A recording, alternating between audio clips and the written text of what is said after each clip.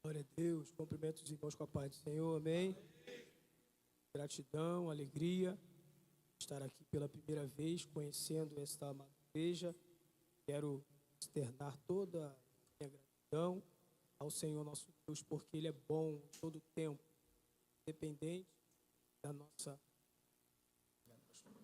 independente das nossas condições, o Senhor é fiel, amém. Eu quero externar minha gratidão a pessoa do nosso pastor Anderson Rosa, que é o pastor presidente desta casa, a todos os obreiros, vice-presidentes que estão aqui presentes, a diretoria da UADIC, Deus abençoe, aos irmãos que sempre estão conosco. Eu quero louvar a Deus. Quero também fazer menção dos pastores que estão aqui, também no altar, que fazem parte da UADEG, pastor Eliezer, pastor Flávio, os pastores, o pastor também Dinei, Deus abençoe, pastor Osmar, é o nosso professor, também está aqui, e a responsabilidade aumenta, amém? Mas nós louvamos a Deus porque Ele é bom. Eu vou falar aqui, se eu conseguir acertar, já somos amigos há muitos anos. Ele foi o canal de Deus para nós estarmos aqui, nesse campo também, conhecendo esses irmãos. Pastor Daçaev, acertei? Glória a Deus, amém? Deus abençoe, nós estamos felizes. Eu trago um abraço do nosso pastor presidente, pastor Sebastião Figueira. Eu faço parte da Assembleia de Deus Central de Manilha, como foi anunciado aqui. Trago um abraço da minha esposa, meus filhos não estão aqui presentes. Nós estamos completando 30 dias que eu perdi meu sogro, que é o pai da minha esposa, e minha sogra agora está morando conosco ali no nosso lar, amém? Se mudou de Papucaia e está morando ali conosco ali em Monte Verde, que faz parte de Itaboraí. Então, nem sempre minha esposa pode estar acompanhando, porque é necessário ficar ali cuidando da minha sogra, que já está com 80 anos e está bem debilitadinha, mas ela está ali. Vem me acompanhando, irmãos, nosso irmão William, sua esposa. Faça assim, amém? Esse casal está sempre nos abençoando, é um canal de Deus, é ele que me conduz. Já esse mês, eu acho que nós viemos aqui umas 3 ou 4 vezes já aqui em Itaipuaçu, e ele está sempre comigo. Quando a esposa não vem, ela libera ele para poder vir comigo também. Às vezes a gente chega em casa meia-noite, eu pergunto: varão, chegou em casa, varoa, está na bênção? Não, você sabe que eu estou com o Senhor, está tudo certo. Deus abençoe esse casal que tem voluntariamente nos abençoado, nos trazendo, nos conduzindo. Onde nós temos ido, Ele sempre está conosco, nos levando. Queridos, eu quero ser bem breve. Eu estou aqui me programando, eu já combinei aqui com os irmãos que são da liderança. Eu prometo que não vou ser extensivo, mas eu tenho aqui uma palavra ardendo no meu coração.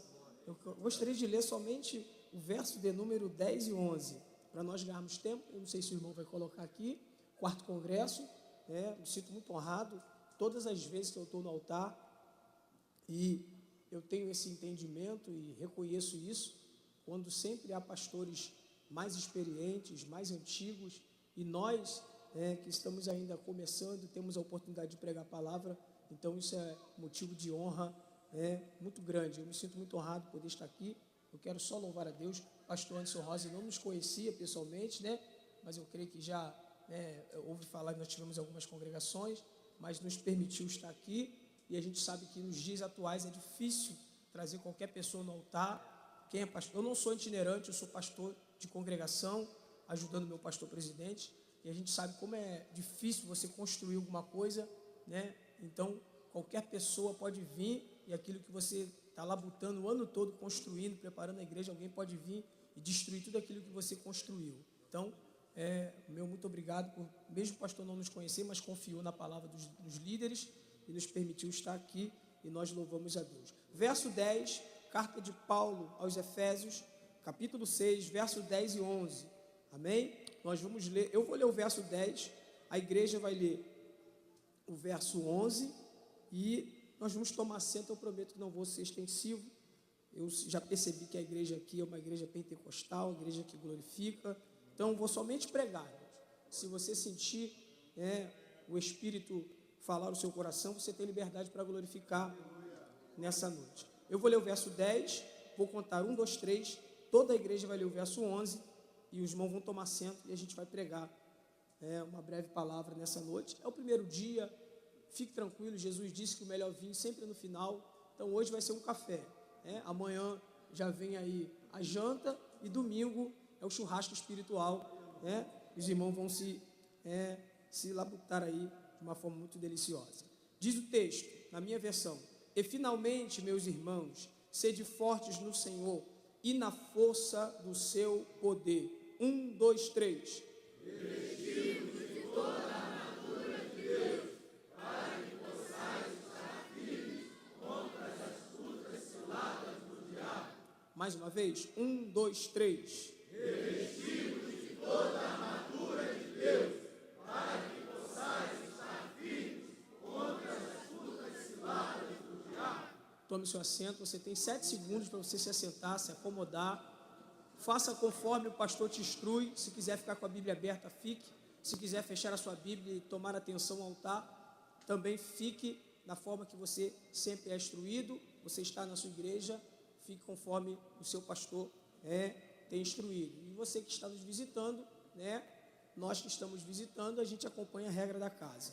Queridos, nós lemos um texto que para nós se torna um texto habitual, pelo fato de nós ouvirmos sempre alguém pregando, ministrando, ou até mesmo palestrando acerca desse texto que nós acabamos de ler. Carta de Paulo aos Efésios, e esta carta é uma carta de suma importância, porque Paulo, quando escreve, ele tem alguns propósitos: fortalecer a igreja, estabelecer uma base firme para a igreja contra os falsos ensinamentos que estavam sendo inseridos.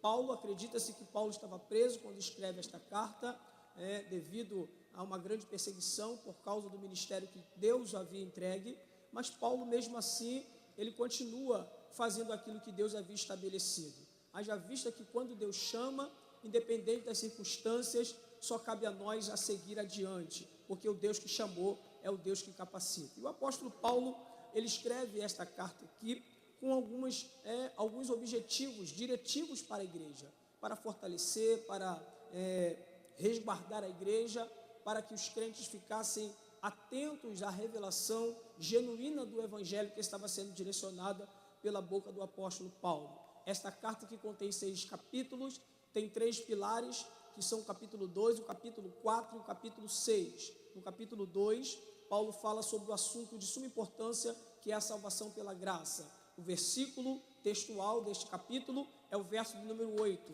Porque pela graça sois salvos por meio da fé, e isso não vem de vós, é dom de Deus. Paulo fala e explica, aplica, estabelece e concretize este assunto da salvação. A salvação é graça, não é favor. O que é graça? Graça é um favor imerecido. Nós não merecemos, mas Deus nos favorece com aquilo que nós não merecemos. Isto é graça, é favorecer quem não merece. E Paulo, no capítulo 2, rapidamente ele fala de uma forma bem clara concernente à salvação. No capítulo 4, Paulo fala tanto da unidade da fé, como também da necessidade de uma vida santa, até porque fé e santidade andam juntas. Fé na verdade, é um pilar, é a base, né, de um Deus que nós não vemos, mas nós cremos pela fé. É um crer, é o acreditar. Então Paulo fala da unidade, sobre a unidade da fé, mas Paulo fala sobre a necessidade da santificação, da vida santa. Paulo fala sobre o oposto da vida dos crentes, a santidade, o oposto à vida de um gentio. Paulo fala da diferença, da mudança, da transformação.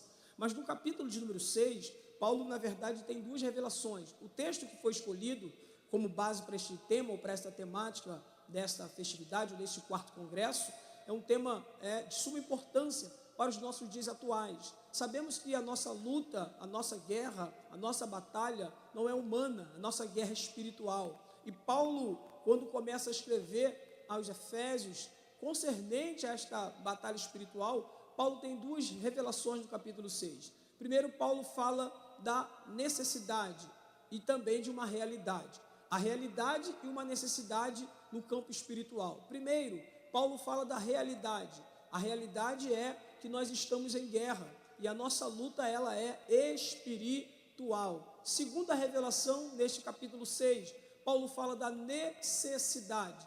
Logo, se a batalha é espiritual, há uma necessidade de nós também nos revestirmos de uma força, de um poder, de armaduras espirituais. Por isso Paulo começa explicando que a nossa luta não é contra a carne, nem contra o sangue, né? A nossa luta não é contra homens, nem contra mulheres. A nossa luta é contra principados, potestades, hostes infernais, que se levantam contra tudo aquilo que se diz ou se faz a favor do reino de Deus. Então, a realidade é que a batalha é espiritual. O nosso inimigo é invisível. O nosso inimigo, olhe para mim, o nosso inimigo é mais forte do que nós, ele é invisível e nós precisamos nos revertir de algo espiritual para combater o inimigo que é mais forte do que nós e é invisível. Nós não vemos. Então, logo, para vencer este inimigo e para vencer esta guerra, precisamos nos revertir de armaduras espirituais. Daí então a necessidade que Paulo esclarece. Paulo, quando ele está orientando aqui nesta carta, Paulo está sendo direto dizendo, olha, nós só teremos condições de vencer esta guerra se nós nos revestirmos das armaduras espirituais. Nós nos revestirmos da força que não vem da terra, que vem do céu, que vem de Deus. Por isso Paulo disse, revestir-vos do poder de Deus. E uma vez que Paulo, ele declara, faz essa declaração, logo Paulo entende que é necessário abrir aqui uma explicação, tanto nesta carta escrita, para que os crentes tivessem esse entendimento. E Paulo está dizendo, olha, é necessário se revestir de toda a armadura de Deus. Então esse revestimento no poder de Deus, para nós se resume em uma armadura. O que é uma armadura? Aqui no texto é um equipamento, são armas que são dadas, são armas que são liberadas, para que nós, que não vemos o nosso adversário, tenhamos condições de vencer o inimigo que é invisível e é mais forte do que nós. Porém, se nós nos revestirmos desta armadura, logo nós teremos condições de vencer e superar todas as dificuldades e continuar adiante.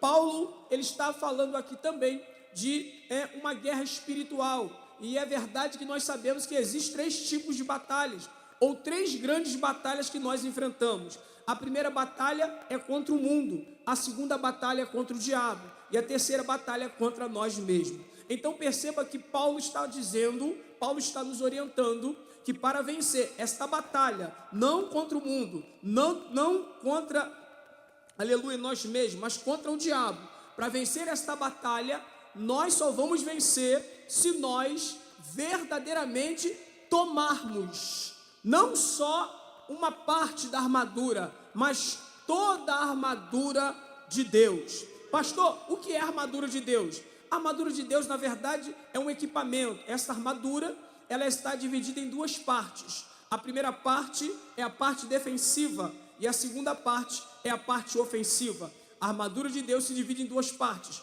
A primeira parte, defensiva, e a segunda parte, ofensiva. Se você observar aqui, são 6 peças que compõem esta armadura. Paulo, ele dá aqui a listra. Paulo vai falar sobre o cinturão, Paulo vai falar sobre a couraça, Paulo fala sobre o calçado, Paulo fala sobre o escudo, o capacete e a espada. Eu não sei se você já pôde perceber, mas na verdade são 5 peças de defesa que compõem a primeira parte da armadura.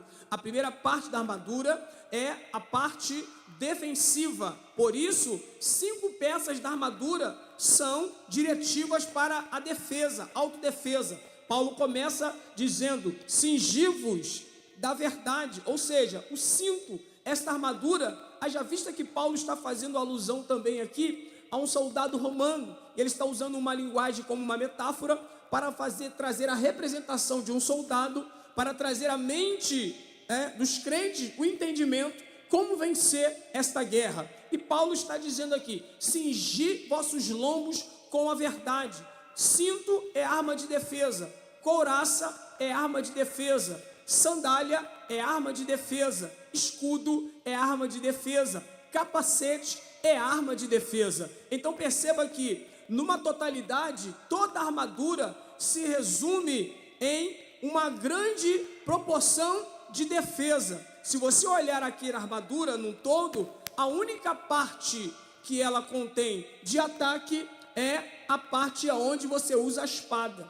Então ela se divide em 2 partes, formada por 6 elementos, ou 6 componentes que compõem a armadura. 5 de defesa e 1 de ataque. Pastor, aplica. Então, quando nós olhamos para a temática do congresso, homens revestidos da armadura de Deus. Efésios capítulo 6, versículo 11. O Espírito Santo falou algo no meu coração. Características de um homem revestido. Você pode repetir isso? Características de um homem.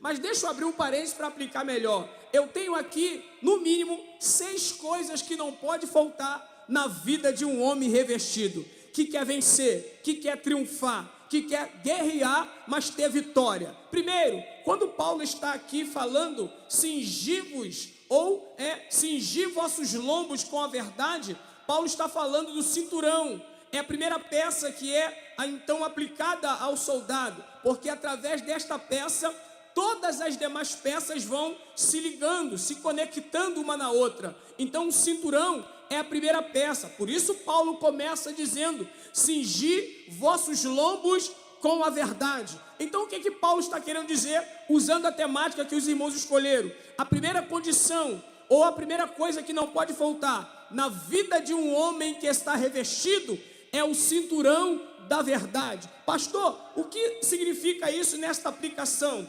Esta peça é fundamental, pois ela liga todas as outras peças. Existem no mínimo 5 elementos que compõem a verdade. Primeiro elemento, Deus. Segundo elemento, Cristo. Terceiro elemento, Espírito Santo. Quarto elemento, a sua justiça. E quinto elemento, a sua palavra. Esses 5 elementos são as bases da verdade. A verdade precisa estar na vida do homem que está revestido de poder, ou revestido da armadura. Se uma vez que aquele que se diz está revestido de Deus, mas não há verdade em sua vida, ele ainda não está revestido. Por quê, pastor? O cinto, ele é um equipamento que envolve todo o corpo. Eu estou vendo vários homens aqui de cinto, e não existe meio cinto para homem, não existe pedaço de cinto. Cinto, você coloca ele e você precisa dar uma volta. Se você fosse mais fortinho igual o pastor Euler,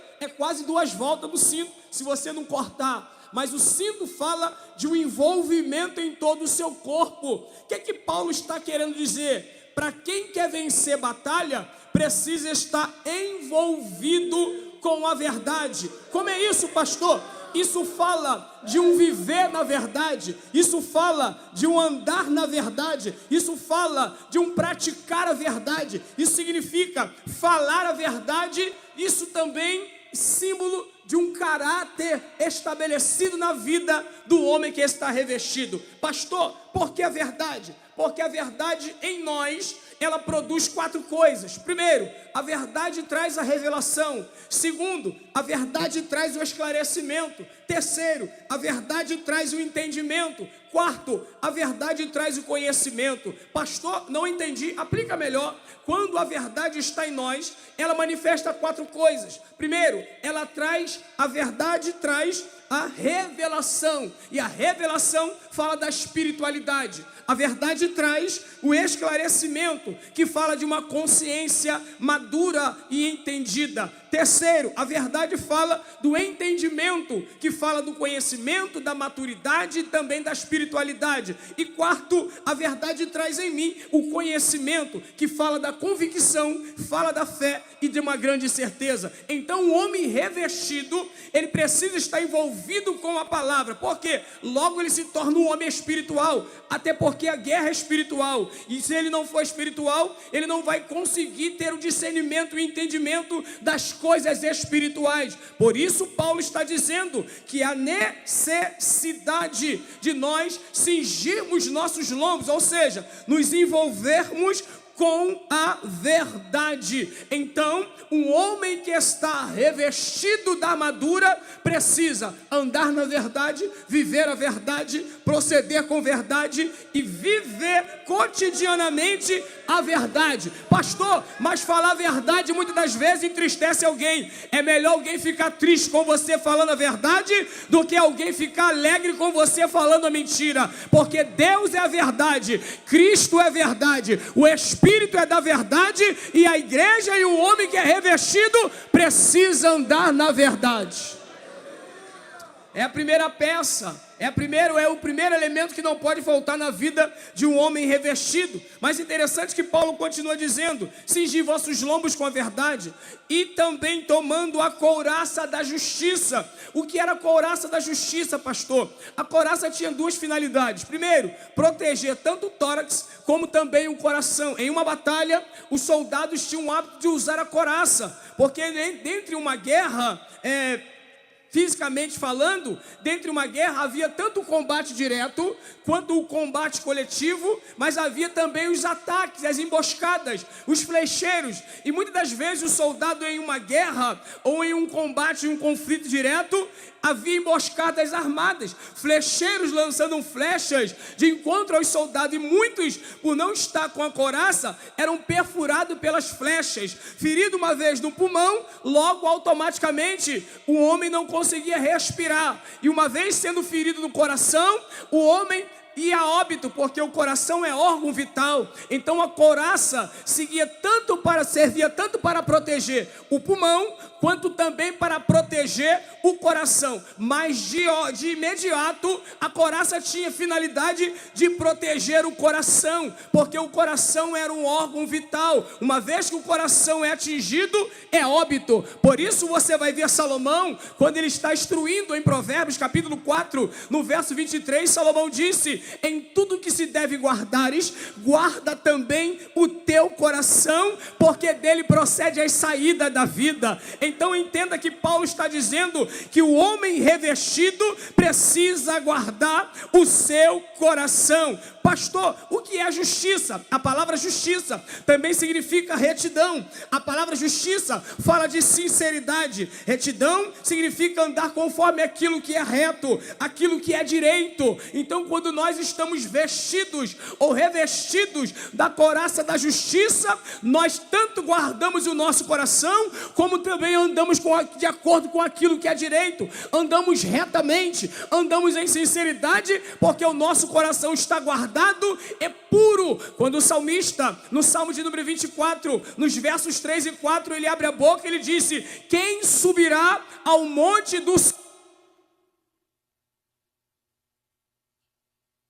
Aquele que é limpo de mão, é puro de coração. Olhe para cá. Quem subirá ao monte do Senhor? ou quem estará no seu santo lugar? Aquele que é limpo de mão e puro de coração. Quando o apóstolo Paulo, ele vai instruir Timóteo, o jovem pastor, e Paulo escreve nesta segunda carta a Timóteo, no capítulo 2, no verso 22, Paulo vai instruir Timóteo dizendo: foge dos desejos da sua mocidade. Olha o que Paulo vai dizer para Timóteo: segue a justiça, segue a fé, segue o amor e segue a paz, com os que de puro coração invocam o nome do Senhor. O que Paulo está dizendo? Timóteo, foge dos desejos da sua mocidade, que muitas das vezes estão no nosso coração. Paulo disse para Timóteo: segue a justiça. Por quê? Romanos 14, 17. O reino de Deus não é comida nem bebida, mas é paz, justiça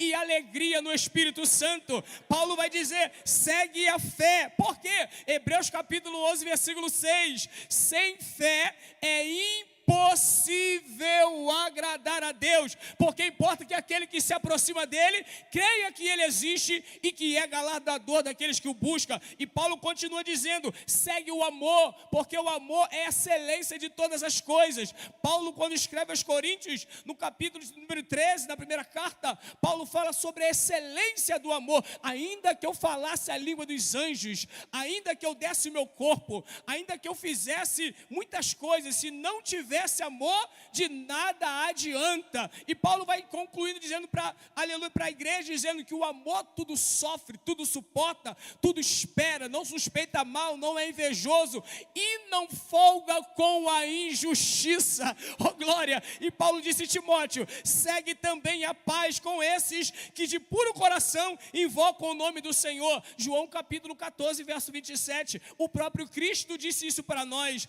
Aleluia! Deixo-vos a minha paz, e a minha paz vos dou, e não dou como o mundo a dá. Então o homem revestido precisa estar com a couraça da justiça. Como é isso, pastor? Coração guardado. Como é isso, pastor? Coração protegido. Como é isso, pastor? Coração revestido.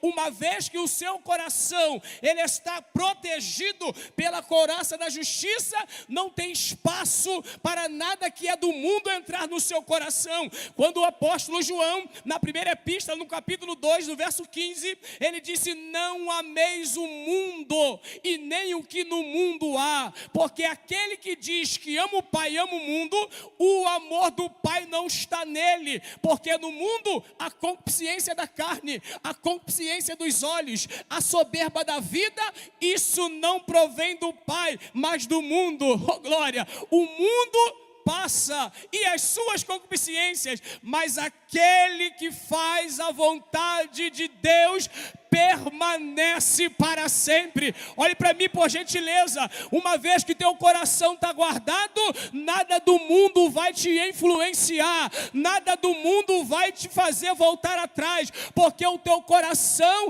está em Deus. E uma vez que teu coração está revestido, você sabe onde quer chegar e você sabe qual é o teu destino, e nada tira o teu objetivo, porque você sabe que aqui na terra nós caminhamos, mas o nosso tesouro está no céu. Olhe para cá, Jesus nos dá um conselho: não ajunteis tesouro na terra, mas ajunteis tesouro no céu. Por que, Jesus? Porque aonde estiver o vosso coração, aí estará o vosso tesouro. O coração desprotegido busca o tesouro da terra, mas um coração revestido já está com tesouro no céu. Oh, aleluia! Eu não sei como você entrou aqui hoje, mas eu tenho uma palavra de Deus para o teu coração. É tempo de guardarmos o nosso coração.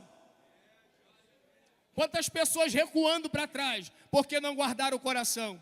Quantas pessoas abandonando Jesus porque não guardaram o coração. Quantas pessoas trocando Cristo por namorado, Cristo por carro, Cristo por casa, Cristo por bens materiais, porque o coração deles nunca tiveram em Cristo. Vieram para Cristo por aquilo que Cristo poderia dar, não por aquilo que eles sentiam por Cristo. Querido, eu preciso abrir a sua mente para te dar um entendimento. Se você veio a Cristo simplesmente porque Ele pode te proporcionar alguma coisa, e a base que te trouxe para Cristo não foi o sentimento que está no seu coração, o mesmo, aleluia, objetivo que te trouxe será o mesmo objetivo que vai fazer você sair. Mas se o teu coração já está enraizado em Cristo, pode o vento soprar, pode, aleluia, pode a tempestade acontecer, pode o diabo se levantar, mas o teu coração está guardado em Cristo e nada te arranca da presença dele. Com carinho, respeito e verdade, olhe para esse homem que está ao seu lado e diga para ele: aonde está o teu coração? O apóstolo Paulo, aleluia, está escrevendo, aleluia, esta carta, e ele passou por algumas experiências. Quem é que já não viu Paulo falar aqui de alguns obreiros que começaram com ele, mas amaram o presente século e o abandonaram? Por quê? Homens que estavam caminhando, fazendo a obra, mas o coração nunca estiveram no Deus da obra. Oh, glória! Mas nessa noite eu estou pregando para homens que estão revestidos, entendendo que a nossa labuta, aleluia, ela tem uma recompensa. Custe o que custar, passe o que passar, mas permaneça em Deus. Mas só consegue permanecer quem uma vez já teve o coração guardado. Porque a guerra não é humana, a guerra não é física, a guerra, a luta não é carnal, ela é espiritual. Então o homem revestido precisa guardar o seu coração. Terceiro, olha o que Paulo vai dizer aqui: calçando os pés no evangelho da paz. Eu estou falando aqui de elementos que não podem faltar na vida de um homem revestido. Oh glória, se você entrou aqui e quem sabe você ainda não se revestiu, então nessa noite começa a tomar, porque o conselho de Paulo é: tomai toda a armadura de Deus. O céu disponibiliza aquilo que você precisa, só que você precisa estender a mão. Por quê, pastor? Porque na verdade o céu faz por você o que você não pode fazer, mas o que você pode fazer e deve, o céu não vai fazer. Vou repetir para alguém entender melhor. O céu vai fazer por você o que você não pode.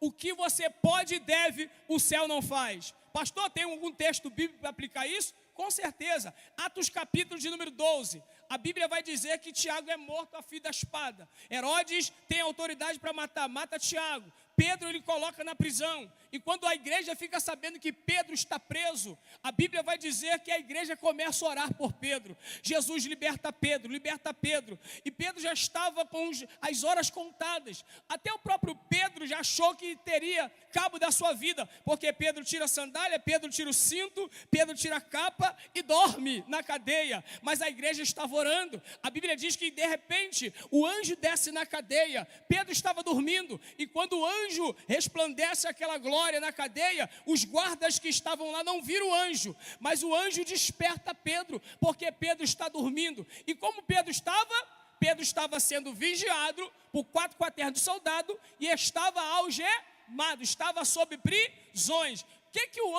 anjo, a igreja está orando, o anjo se manifestou, porque aqui é assim, a igreja está orando por Pedro, só que a oração da igreja não vai em Pedro, a oração da igreja vai no céu e a resposta do céu vai onde está Pedro. Deixa eu repetir. A igreja ora por Pedro, a oração sobe no céu. E a oração da igreja chega no céu, a resposta do céu não vem para a igreja, vai em Pedro. Quando o anjo chega em Pedro, Pedro está dormindo. Olha que interessante, o anjo veio da onde? Vamos lá, igreja aqui inteligente. O anjo veio da onde? Se o anjo veio do céu, ele tem poder? Sim ou não? Tem autoridade? Sim ou não? Tem ordem para libertar Pedro? Sim ou não? Mas você percebeu que o anjo não usou chave? O anjo poderia descer ali e já soltar Pedro, quebrar as cadeias, arrancar as correntes e falar: vamos embora, meu filho, eu vim para te libertar. Mas não, o anjo despertou Pedro, porque não tem como Deus trabalhar na vida de quem está dormindo. Diga para esse irmão que está ao seu lado: você quer ver Deus agir? Quer ver a ação do céu? Então desperta tu que dormes. Levanta dentre os mortos, e Cristo te esclarecerá. Primeiro, o anjo faz Pedro acordar. Segundo, o anjo deu uma ordem para Pedro. O anjo não veio para libertar ele? Sim. Mas olha só, primeiro ele desperta. Segundo, o anjo diz para Pedro: levanta-te depressa. Primeiro acorda, depois levanta. Quem pegou? Primeiro porque para Deus tratar com você tem que estar despertado, atento. E segundo, tem que estar de pé. Não que Pedro estava caído no pecado, mas Deus está falando através do texto de um posicionamento. Tem gente que quer ver Deus falar, tem gente que quer ver Deus agir, tem gente que quer ver Deus fazer, mas não desperta e não se posiciona. Mas eu tenho uma palavra para alguém aqui nessa noite. Deus está dizendo para alguém: não é só despertar, é se posicionar, é se colocar na brecha, é fazer a sua parte, é fazer o seu dever. E o que você não pode fazer, o céu vai fazer por você. Levanta-te depressa. A Bíblia diz que quando Pedro levantou, as cadeias caíram. Você não pegou, né?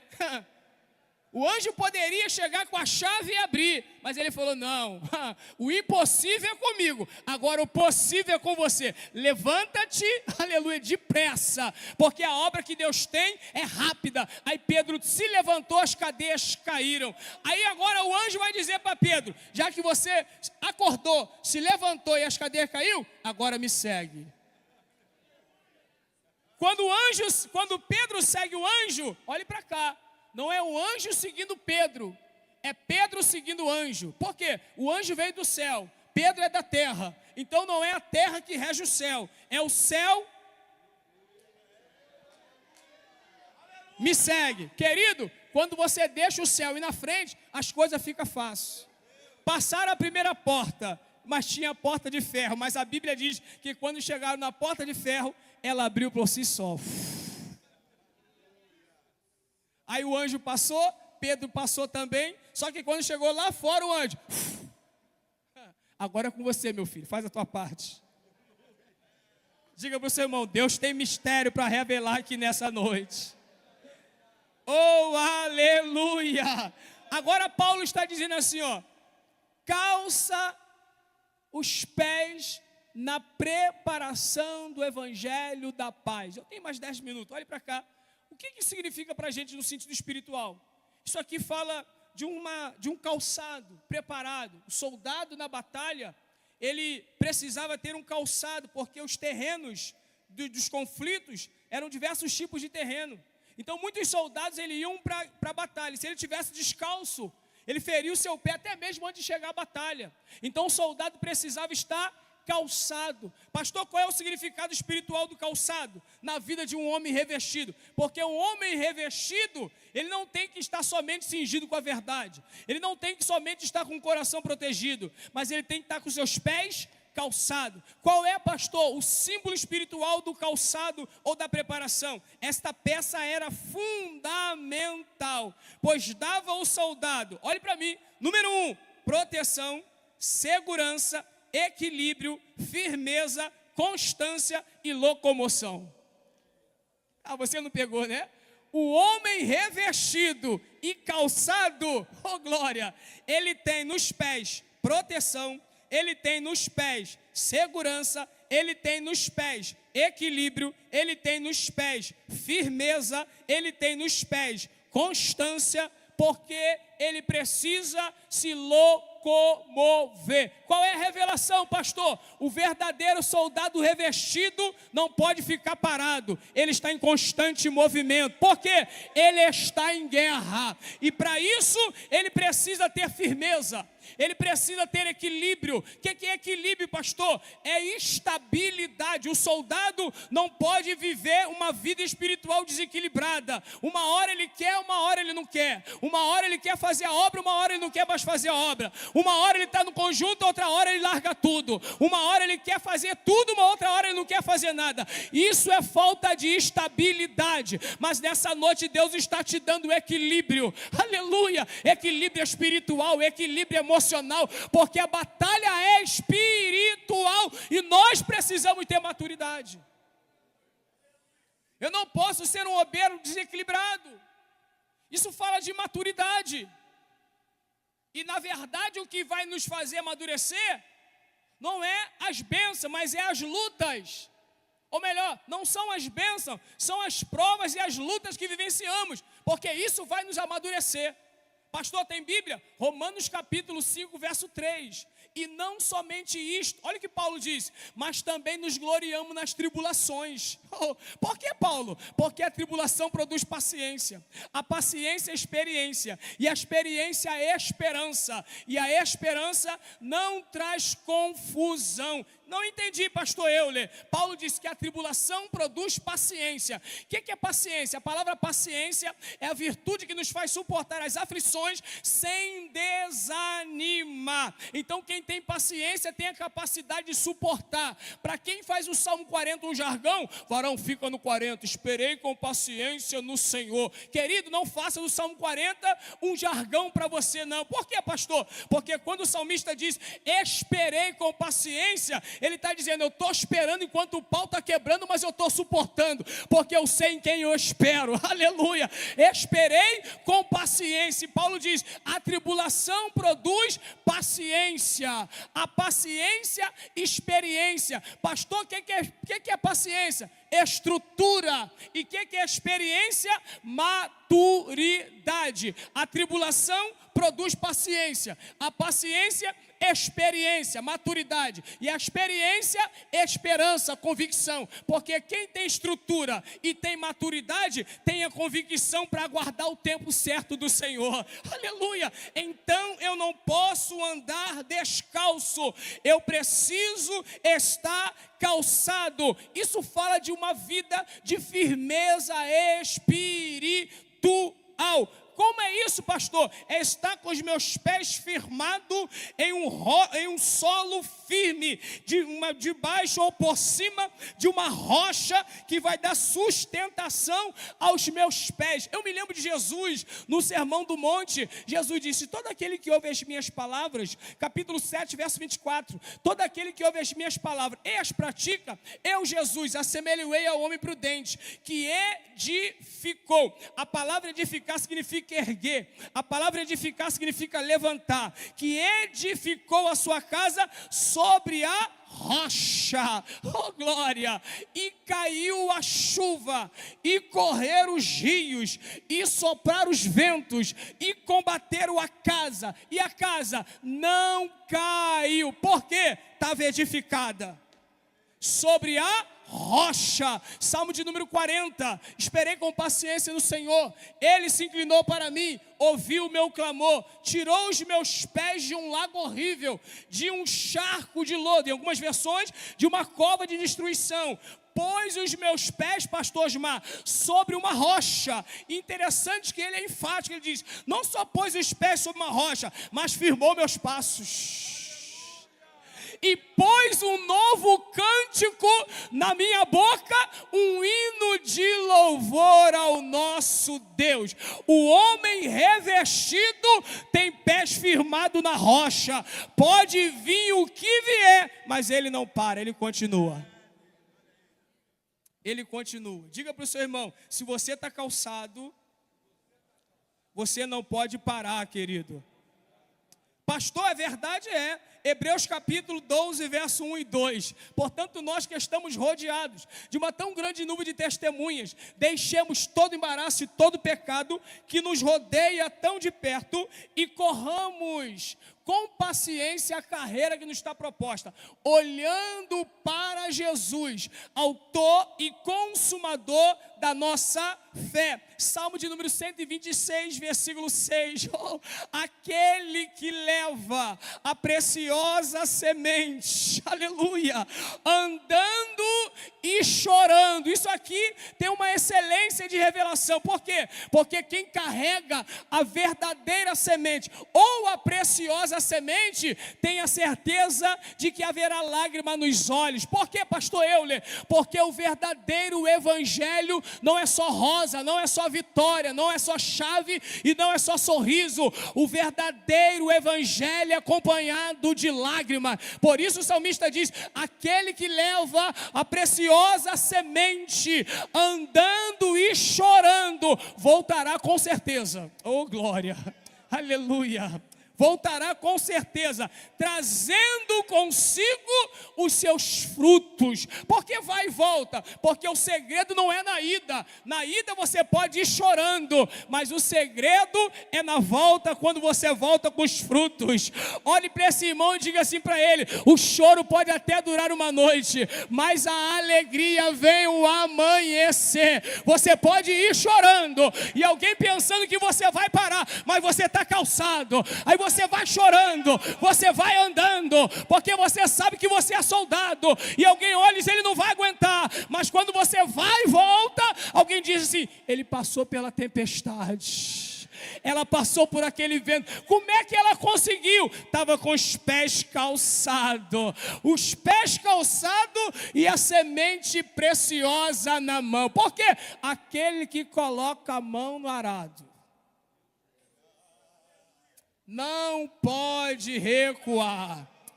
Eu não sei se aqui tem esse hábito, mas dá um toque nesse varão aí, é trabalho de homem é assim mesmo. Dá um toque no ombro desse irmão e diz assim: ó, tem coisa preciosa na tua mão, tu não pode parar. Pastor, mas estou sendo perseguido, tu não pode parar.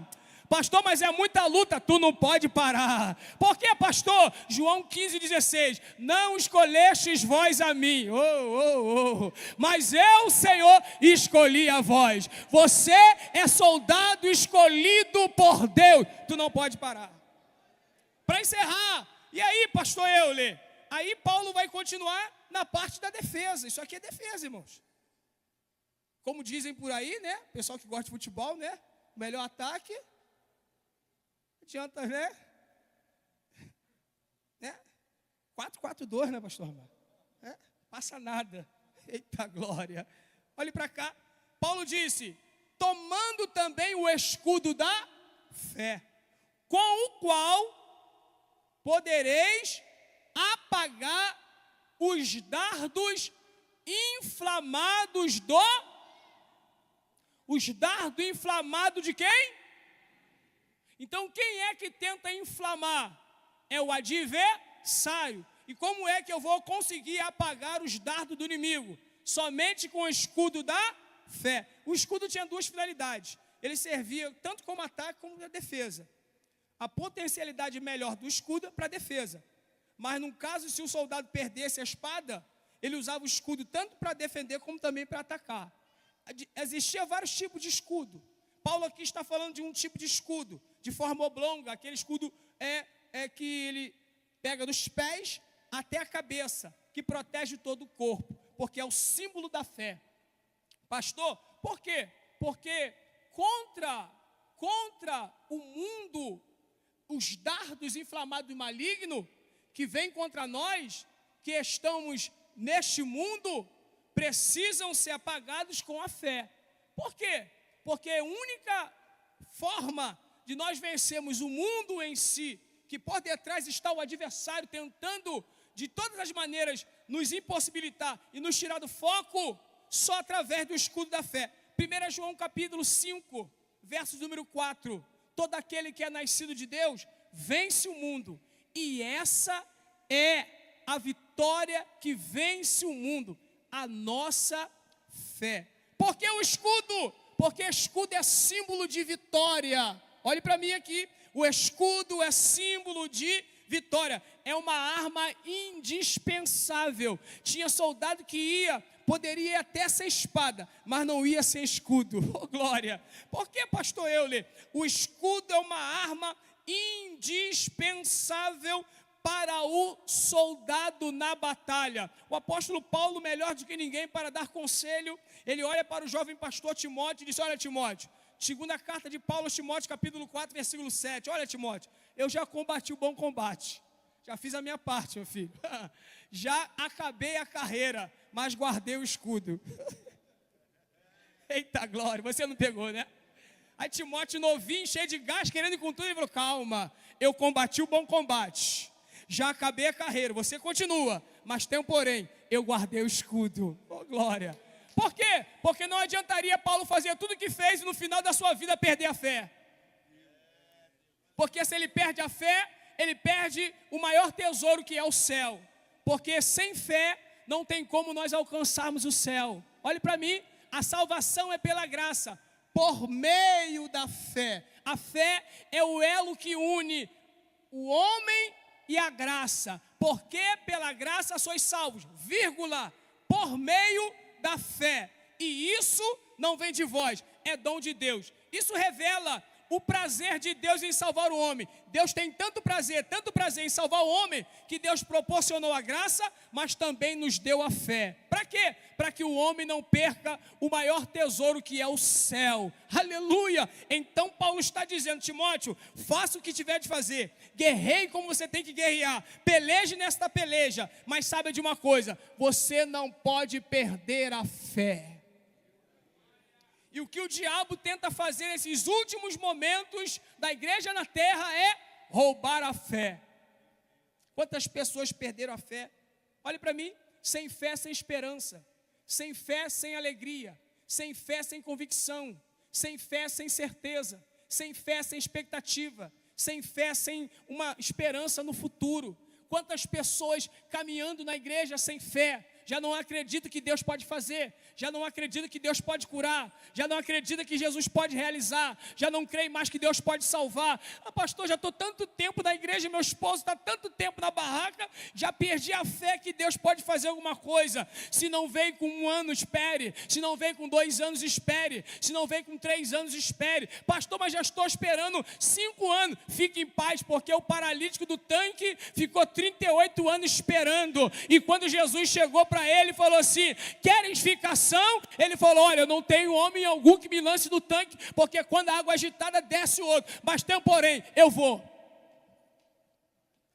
Você não entendeu, por isso você não deu glória. Aquele homem era paralítico, não tinha o movimento da cintura para baixo. E Jesus perguntou, quer ficação? Camarada está 38 anos, na beira do tanque. E Jesus faz uma pergunta dessa, mas por que Jesus fez essa pergunta? Jesus está brincando com aquele homem? Não. Porque todas as vezes que Jesus vai operar um milagre, Jesus olha para nós e precisa que a nossa fé esteja no nível do milagre que você busca. Porque tem gente com fé pequena querendo um milagre grande. E todas as vezes que Jesus vai entregar um milagre, a sua fé tem que estar no mesmo nível. Então, quando Jesus chega diante de alguém que a fé dele não está equiparada com o milagre que ele busca, Jesus vai ativar a fé. Jesus perguntou, quer ficação? Aí o camarada olhou para Jesus sem saber que era Jesus, porque Jesus entra no tanque e ninguém percebeu. Porque tem gente que acha que Jesus só está quando tem um movimento.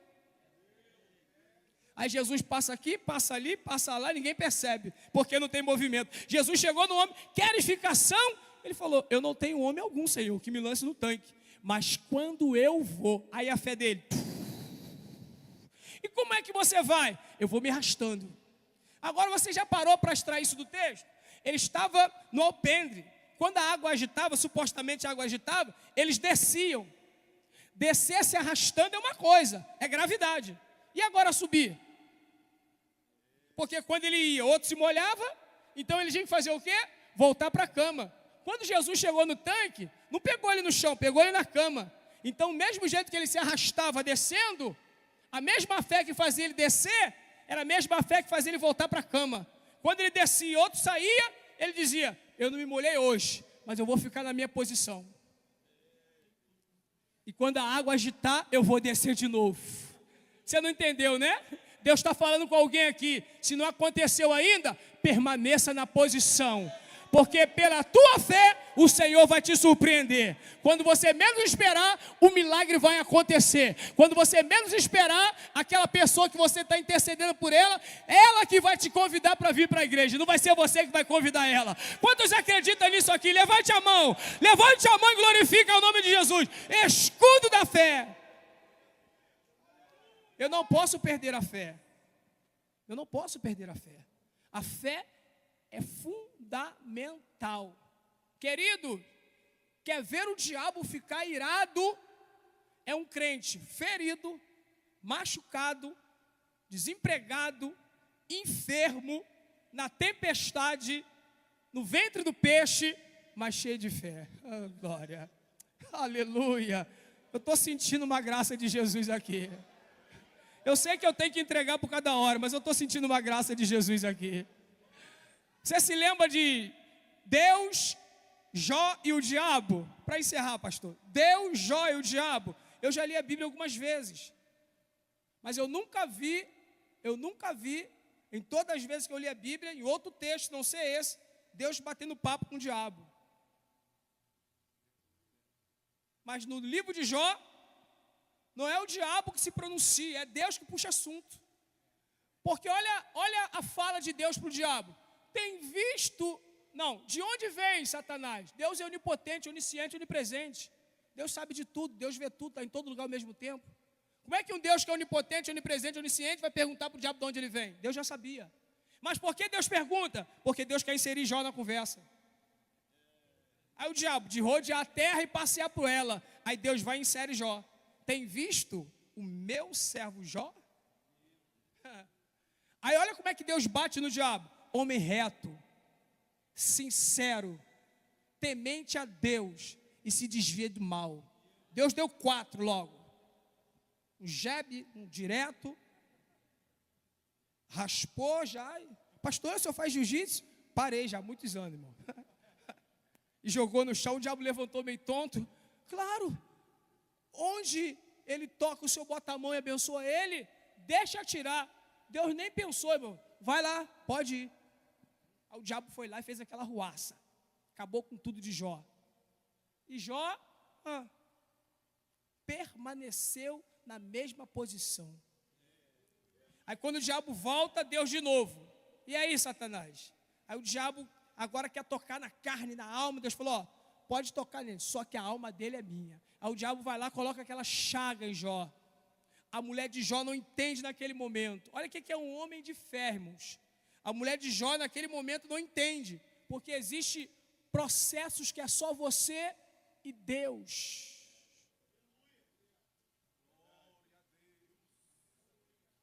Tem hora que ninguém vai entender, pastores. Tem hora que tem gente que vai julgar. Como é que pode? Esse irmão prega, só está na prova. Como é que pode? Esse pastor é uma benção, mas só vive na luta. Como é que pode? Tem processo que é só você e Deus. Só que processo é momentâneo. Processo é preparação. Processo é estruturamento para algo maior. Deus nunca vai derramar algo maior sobre você sem antes te estruturar primeiro, porque Ele não quer que a bênção se torne maldição. Então Deus primeiro te estrutura, depois Ele te entrega aquilo que Ele já preparou para você. Quem tem que ser preparado para as bênçãos espirituais não é a bênção. Deus não prepara a bênção para te dar, e muitas vezes nós falamos isso de uma forma errônea. Deus vai estar preparando, não, irmão. Deus não prepara a bênção para te entregar. Deus prepara você para receber.